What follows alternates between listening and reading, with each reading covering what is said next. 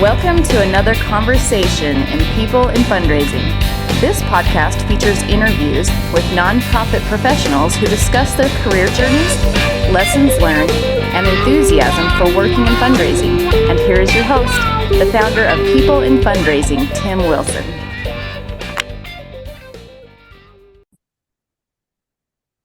Hello, everyone, and welcome to Season 4 of People in Fundraising, this podcast that brings on guests that I've either worked with or know through LinkedIn and other venues to talk about their careers and what they've learned and the challenges that they have faced and overcome.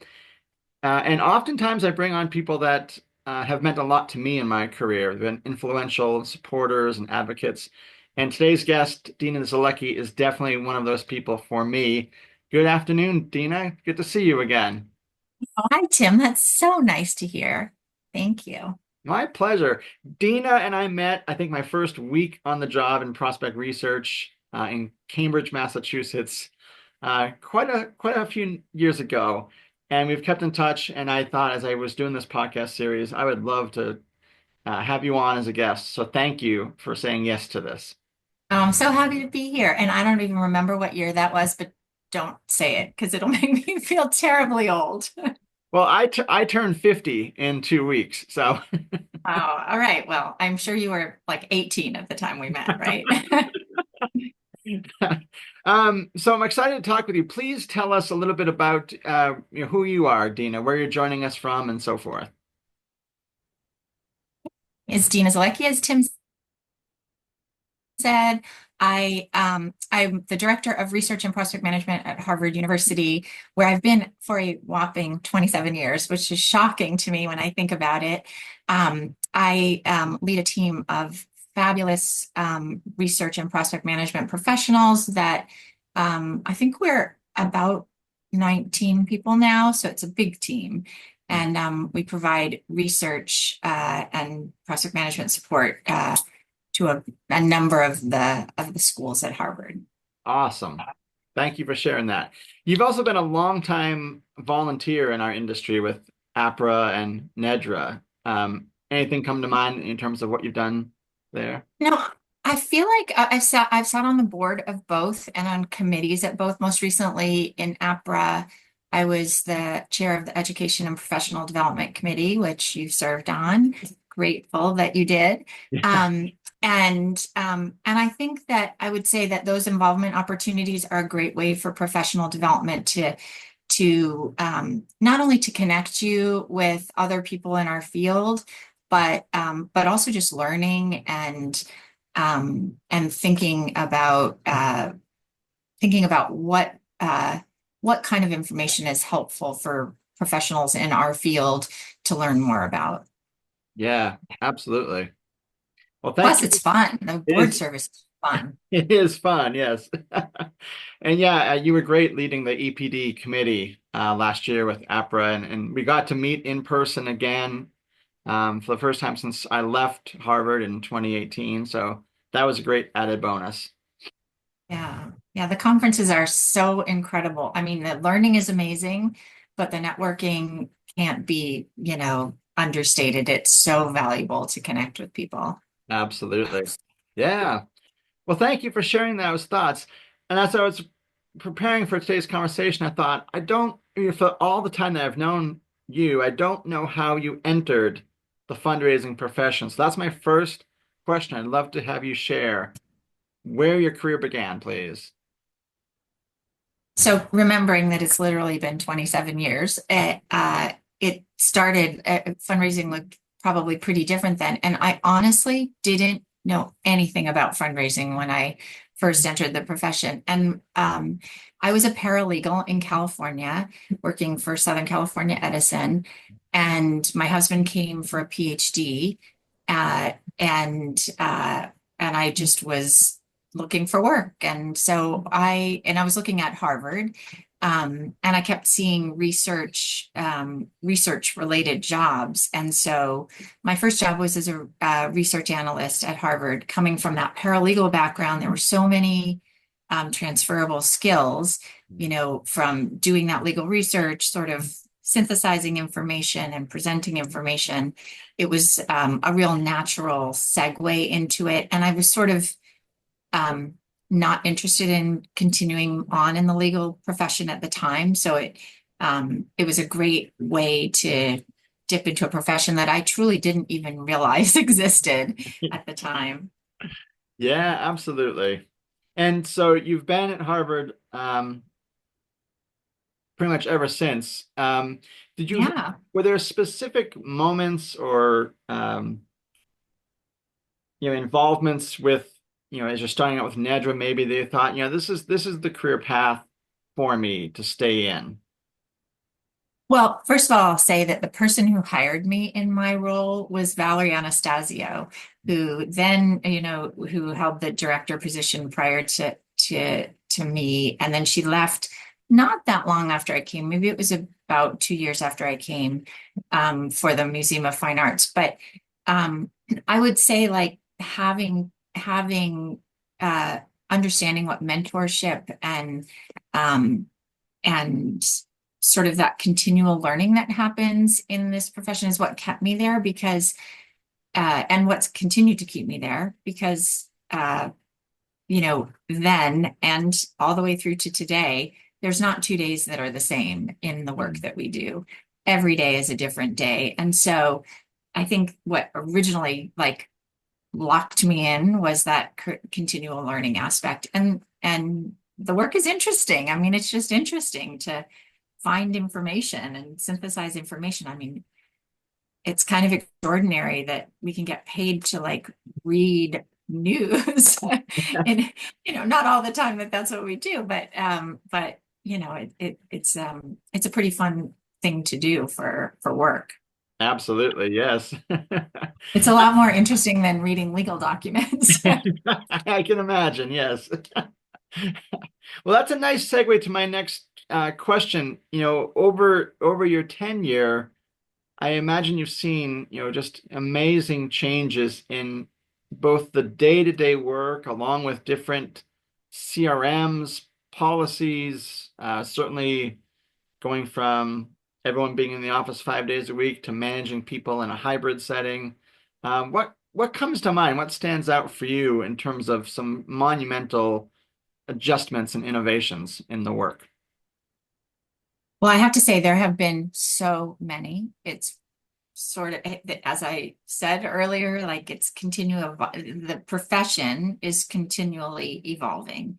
But if I had to point to one thing, that was like the biggest game changer was data access. Like when I started, we would have to go to libraries sometimes and look in books and and find information, or read newspapers, turning pages. Like it's just so different now.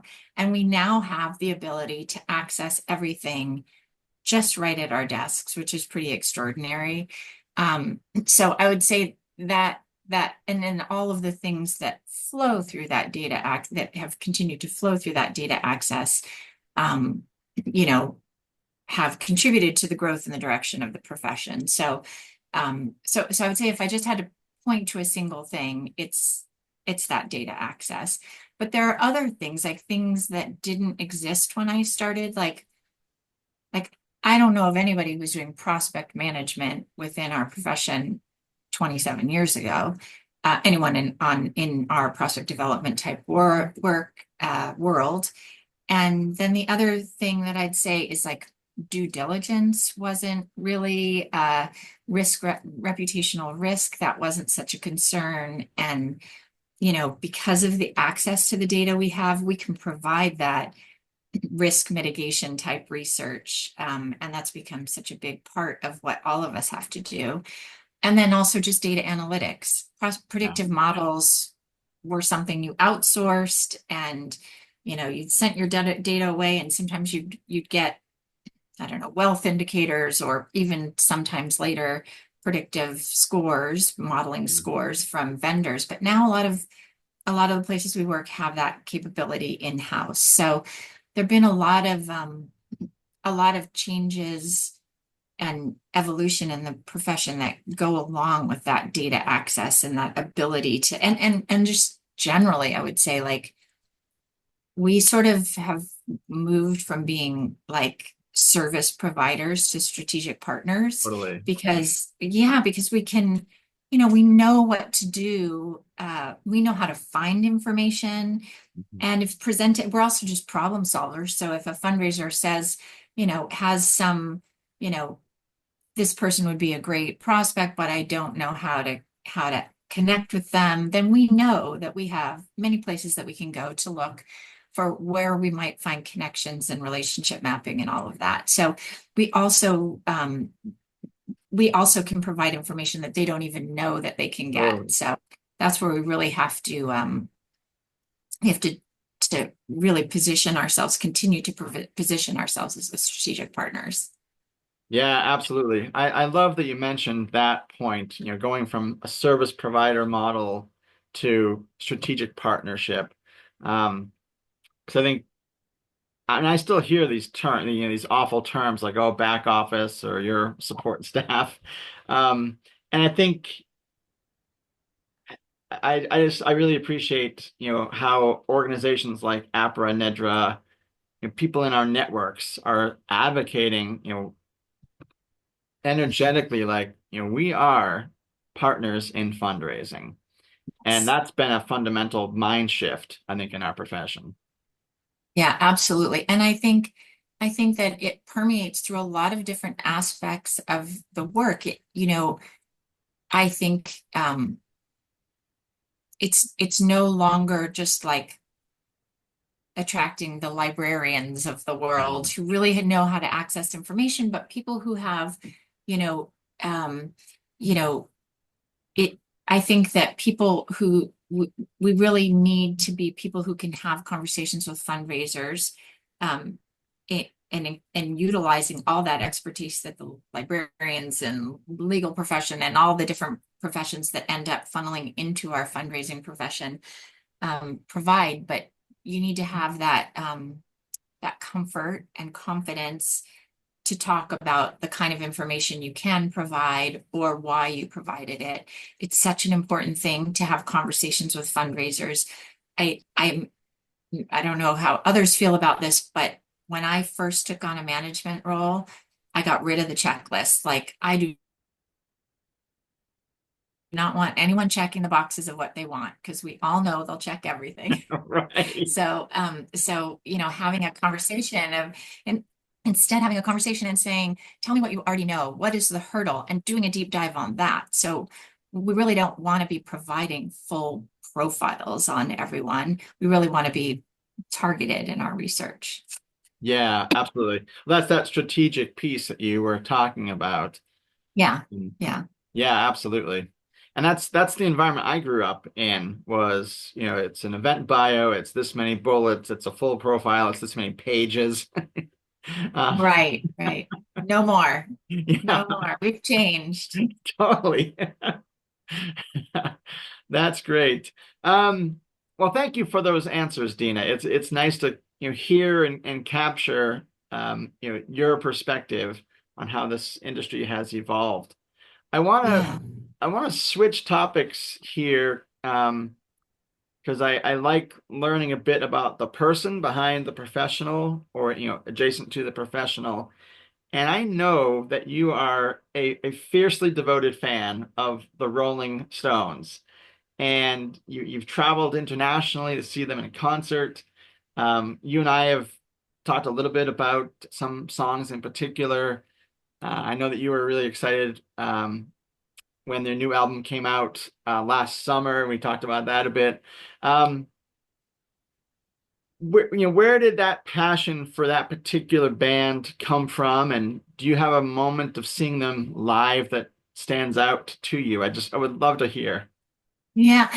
Well, I definitely heard their music when I was growing up, but I would say I wasn't so into them. But one of my first dates with my now husband uh was at Rolling Stones concert. And so part of me wonders, like, is there some emotional, like, sappy reason why I love the Rolling Stones so much? Maybe I can attribute it to that. And it's also just like over the years, we've had so much fun going to see concerts. And to be honest with you, I always think it's the last one because they are so old. I mean, it's kind of phenomenal. And I would say now I go to those concerts and not only do I enjoy them, but I always think, wow, like there's a long runway of life ahead. Be 80 years old and stand up there and perform like that and run around a stage in stadiums all over the world. There's got to be something to that. So I, my love of them has has evolved, I think, from that initial point in whatever year it was, 1989, I think, when I met my husband and went to my first Rolling Stones concert, and we've been to many since. Awesome. And in terms of like my favorite concert moment, which is I think what you asked, right? Like my favorite. So in 2018, my husband and I took my mom, who was then 82, to her first Rolling Stones concert in Stuttgart, Germany. Oh, wow. And it was, and also our daughter, her first Rolling Stone, it was the same one, was her first Rolling Stones concert. And she was 15, I think, at the time. And it was so awesome being there that, and seeing how happy they were. And my mom has since, by the way, been to like 4 more, including last July in LA.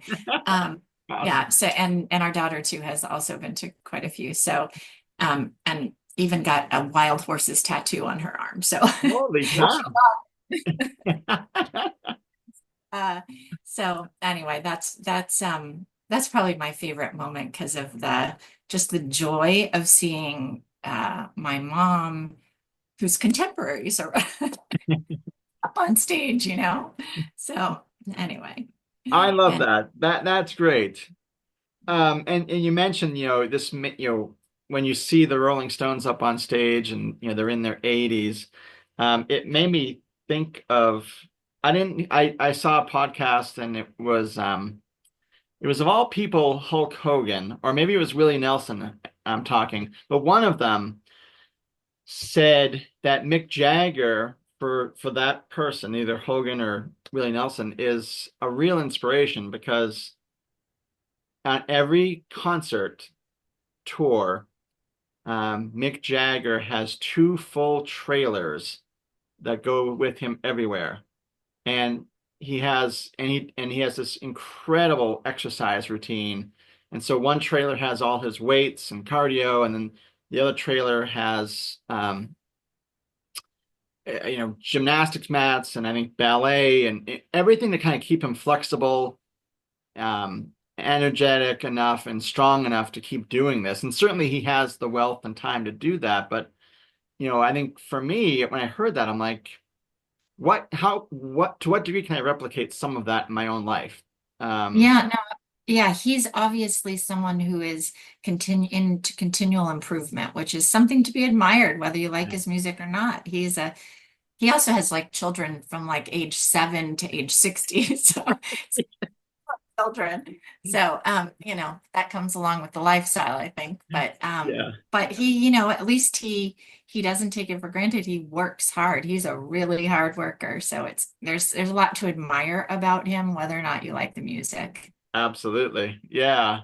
Well, speaking of the music, if you could possibly narrow it down to 1 or 2 favorite songs, which ones come to mind? I know for me what mine would be, but I'd love to hear. Oh, I'm so curious to know what that will be. Although it might be our same. So so like Gimme Shelter, Wild Horses, like those are just perennial favorites, just anyway. But at that concert that I mentioned in Stuttgart, I so vividly remember a Bob Dylan cover song, like a Rolling Stone, that played, and how just the happiness on people's face. So from a live perspective, I loved when they sang that song live. It was all part of my whole vision of that concert. So, but like just in term, I usually find favorites on tours, and they really do mix up. For the most part, they mix up a number of the songs on the tours. And this most recent tour, my favorites were Monkey Man and She's a Rainbow. Oh, yes. Have been your favorite. If I know your beautiful wife, I think that might be her favorite. That's So, exactly, but yeah, yeah, those were amazing on this tour.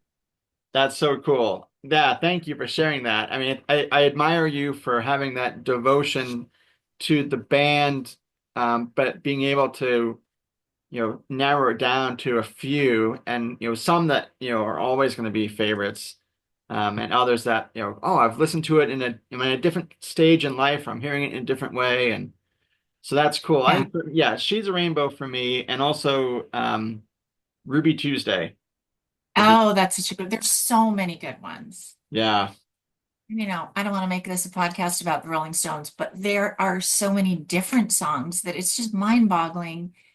The collection, the catalog of songs that they're just, it's just amazing. it is. There's so Yes. many different songs. Yeah, I know there are other bands and artists that, they're very intentional. I'm going to pivot to this type of music now, and it Yeah. just doesn't work.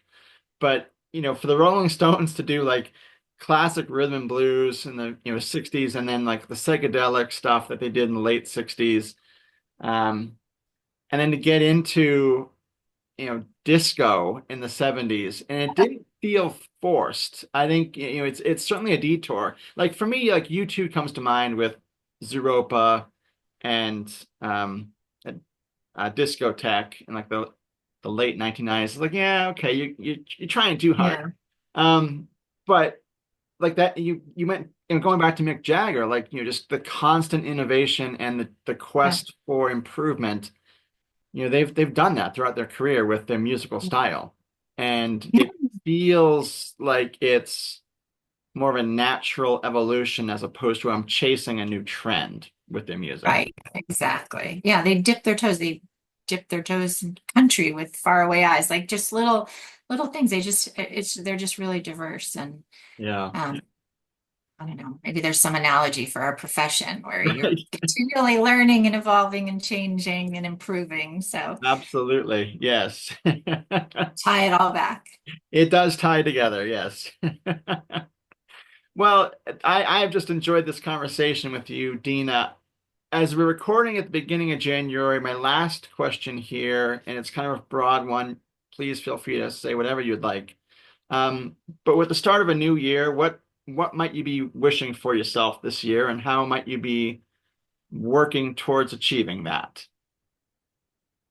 Well, I mean, I just continuing to learn and learn from the amazing people in this profession who are so open uh, and willing to share knowledge and process and um, it's just an amazing community of professionals. So continuing to learn from peers, continuing to have fun, maybe actually going on that next Rolling Stones tour, which is going to be in Europe and is going to be soon announced. Oh, awesome.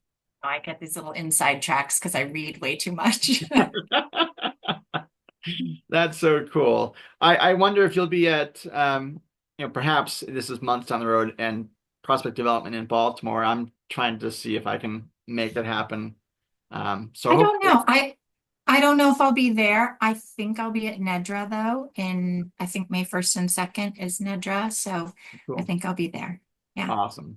Hope to see you there. That would be a good one too. That'd be fun as well. Yes. Your stomping grounds. Yes. Yeah. I keep thinking I should go to a NEDRA conference because it's a multi-day phenomenal conference, and this, my parents are still in Massachusetts, so being able to see them, in conjunction with that would be great. And to see people that, have both to see people that have blazed a path in prospect development that I admire, and to also see like, hey, who are the people coming, into um into the center of what we do now, and are thinking about how else can we innovate? What else can we do with prospect management to take it, into the next decade and beyond? So, Right. yeah, Learning is fun. totally it is. Well, Dina, thank you so much for your time today. I really enjoyed listening to you and reconnecting in this way. And I just appreciate your conversation. I'm so grateful that you're doing this podcast. It's fun to be on it, but it's fun to just listen to it. And it's great for the profession that you're getting different perspectives out there. Well, thank you. That means a lot. I appreciate that. For our audience, you'll be able to find Dina's conversation on, I gotta kind of list them off on my fingers here, YouTube and LinkedIn, as well as on Spotify and Podbean for the audio.